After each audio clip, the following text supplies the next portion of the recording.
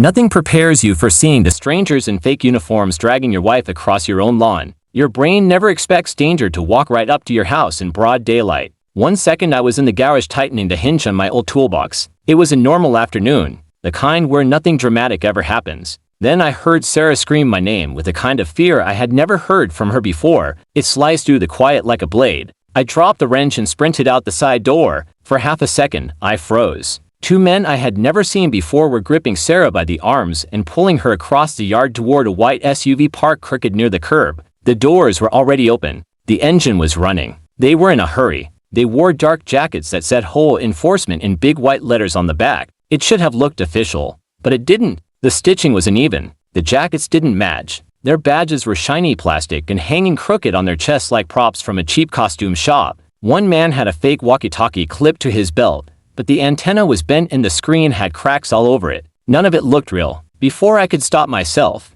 I shouted at the top of my lungs, "Hey, get away from her." The men turned their heads sharply. The older one, tall and thin with a patchy beard, pointed a finger at me. "Stay back, sir. HOA violation investigation." That sentence didn't even make sense, and the way he said it didn't sound like someone with authority. It sounded like someone reading a line he barely remembered. Something inside me snapped into place. Every instinct I had was telling me these weren't officers. They weren't from the HOA. They weren't from anywhere legitimate. They were criminals wearing costumes, and they had put their hands on my wife. Sarah tried to pull away, but the shorter man yanked her arm harder and shoved her toward the back seat of the SUV. She looked terrified, not confused, not annoyed, terrified. That told me everything I needed to know. My pulse slammed in my ears. I stepped forward slowly at first, trying to keep them in my line of sight. The tall one reached inside his jacket. I couldn't tell if he was reaching for a weapon or just pretending, but either way, it was the wrong move. I didn't think.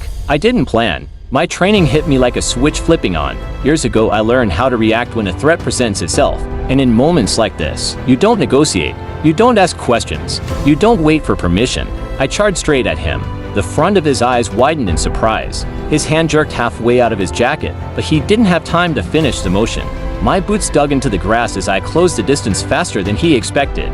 Back in my 20s, I went through combative training in the military. Most days, it felt like a lifetime ago. I had traded long drills and rough nights for a quiet house, a steady routine, and a wife who trusted me. But when real danger hits, the body remembers everything. It remembers how to move, how to breathe, and how to react before the mind even catches up. That switch flipped the second I saw the man reaching under his jacket. I lowered my stance and charged at him without hesitating. He barely had time to widen his eyes before my shoulder slammed into his chest. The hit knocked him backward. I grabbed his wrist and twisted it until his fingers opened. Something fell from his hand and hit the ground with a dull thud. When I glanced down, I realized it wasn't a gun. It wasn't even close. It was a fake taser. One of those flimsy ones you find online that look real enough to scare someone who doesn't know better. The wires were crooked,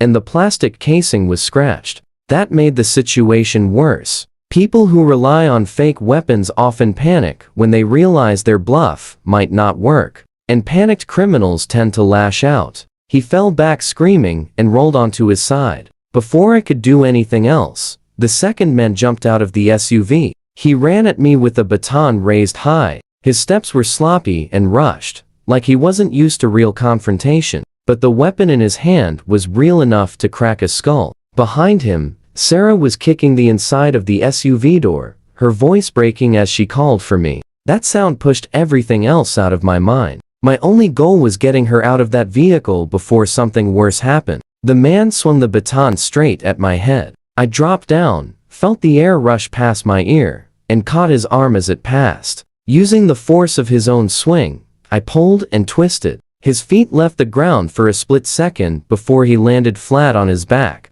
The baton bounced out of his hand and rolled into the bushes. He tried to sit up, but I pinned him down with my knee. He fought to push me off, but he wasn't trained. His strength was nothing compared to the panic rushing through me. I shouted at Sarah to try the door. She said the child lock was on, her voice shaking. I cursed under my breath and looked toward the houses around us. Not a single door opened. Not one curtain moved. It felt like the whole neighborhood had vanished. like the world had shrunk down to just us and these two men. Then I saw movement. The shorter guy, the one with the fake taser, started crawling toward the SUV, trying to drag himself inside. I lunged, grabbed his ankle and yanked him back across the grass. His jacket rode up his neck, revealing a dark, coiled snake tattoo behind his ear. "What do you want?" I yelled, my voice louder than I expected. It wasn't a question. It was a demand. The shorter guy stopped struggling the moment he heard it. His chest rose and fell fast, and for the first time, I could see real fear in his eyes. He swallowed hard. "It's not personal," he said, his voice cracking like he was about to break down. "We were paid. You weren't supposed to be home." Those words hit me like a punch. Paid? Paid by who? This wasn't random. This wasn't a robbery gone wrong. Someone had ordered them to take my wife. Someone who knew where we lived. Someone who knew our routine well enough to plan around it. The second guy, still pinned to the grass under my knee, twisted his head just enough to spit out, "Just let us go and no one gets hurt." His voice was calm, like this was a conversation instead of a crime. Easy for him to say with his face pressed into the dirt. These men had dragged my wife into a car. They didn't get to bargain. I didn't answer him. I had no interest in deals. I ran to the SUV and yanked the door handle. To my shock, it opened right away. They hadn't even locked it. For criminals pretending to be officers, they were unbelievably careless. Or maybe they thought this job would be easy. Sarah stumbled out before I could say anything. She practically fell into my arms, her hands shaking so hard I could feel it through my shirt. I pulled her behind me and kept my body between her and the men on the ground. Every instinct told me to get her inside and lock the doors. My mind spun. Someone had hired these men. Someone had planned this. Someone had studied our schedule enough to think we'd be gone. Fear mixed with anger in a way I hadn't felt in years. I wanted answers, but surviving came first. I reached for my phone with shaky fingers. "Stay behind me," told Sarah. She nodded, still gripping my arm like it was the only thing keeping her upright. I was about to call the police when the sound of an engine roared to life. For a second, I didn't understand how. Then I looked up and felt my stomach drop. The shorter man was in the driver's seat. He must have slipped away while my focus was on Sarah. The taller one scrambled into the passenger side with desperation in his eyes. They slammed the doors, and the SUV lurched forward. The tires spun on the dirt before catching. Dust blasted into the air, spraying across the driveway. The SUV shot down the street so fast the noise echoed off the houses. I stood there, breathing hard, watching them disappear. I memorized everything I could. The dent on the back bumper, the crooked right brake light, the faded sticker on the rear window. Even without plates, that SUV wouldn't get far. Nothing prepares you for seeing the strangers in fake uniforms dragging your wife across your own lawn. Your brain doesn't have a file for something like that. One moment I was in the garage tightening screws on an old toolbox, thinking about nothing more serious than whether I needed to refill the oil in the mower. The next moment, I heard Sarah scream my name with a level of fear that ripped through me. It wasn't a startled shout. It wasn't a yelp. It was the kind of scream someone makes when they believe they might not survive the next few minutes. I dropped the wrench and ran outside. For half a second, everything froze. The world felt strangely quiet except for the pounding in my chest. Two men I had never seen before were forcing Sarah toward a white SUV parked at an angle near the curb. The doors were already open, and the engine was running. They moved with a kind of rough confidence, like they had practiced this or done something like it before. They wore dark jackets with HOA enforcement printed on the back in blocky white letters. At first glance, it might have looked official, but the longer I stared, the more obvious the flaws became. The stitching was loose. The patches were crooked. Their badges looked like cheap plastic toys. Their belts held no radio, no handcuffs, nothing an actual officer would carry. Even the way they stood, the way they avoided eye contact, it all screamed fake. I shouted, "Hey, get your hands off her." My voice cracked from the sudden shock, but it was loud enough to make them pause. One of them, the taller guy with a thin, scruffy beard, snapped his head toward me. "Stay back, sir. HOA violation investigation." It was such a ridiculous sentence I almost didn't register it. An HOA investigation that involved dragging my wife into an unmarked SUV? No paperwork, no explanation, no badges, no witnesses. My instincts went into overdrive. Everything about them was wrong. Their posture, their shaky movements, the fake gear, the way they kept glancing around like they were scared of being seen. These weren't officers. They weren't even pretending well. They were criminals hiding behind cheap costumes, and they had picked the wrong house in the wrong family. Sarah tried to pull away, but the shorter guy tightened his grip and shoved her toward the back seat.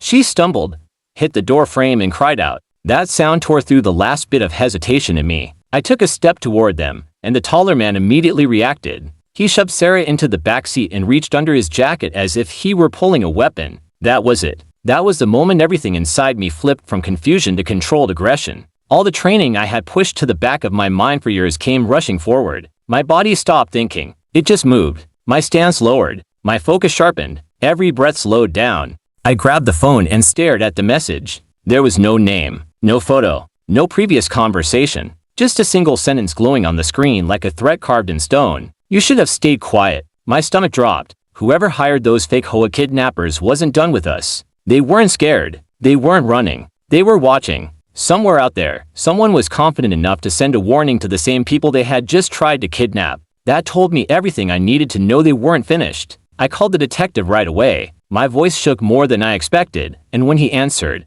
I didn't even let him say hello. I told him about the message, word for word. He didn't sound surprised. That was the part that scared me most. He sighed and said, pack bags, leave the house, stay with relatives or friends. We'll track the number. When a detective tells you to leave your own home, you listen. I hung up and looked at Sarah. She didn't ask questions. She just started packing. The fear in her eyes wasn't the kind that fades after a few hours. It was the kind that sits deep and rattles every thought. Within 10 minutes, we had thrown clothes into two duffel bags, grabbed chargers, documents, and anything we thought we might need. I took one last walk through the house, turning off lights and checking windows. Every shadow felt heavier. Every creak in the walls felt suspicious. I kept expecting someone to be hiding behind a door. We stepped outside into the night. The air was cold and quiet. Too quiet. I could hear my own heartbeat as I helped Sarah into the passenger seat. Before starting the car, I scanned the street. The yards were empty. The driveway silent. Not a single car drove by.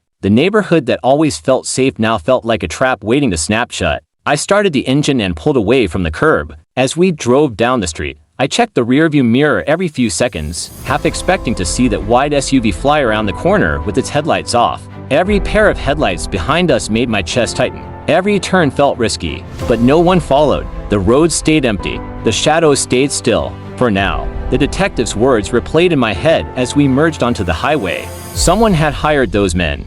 Someone had planned it weeks ahead. Someone had studied our routine. Someone who didn't care about getting caught had just texted us a warning.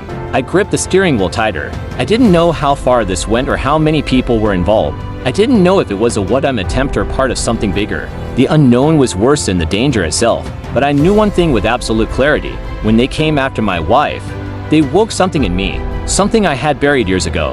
Something I hoped I would never need again. But now that part of me was wide awake. And if they came back, I wouldn't freeze. I wouldn't hesitate.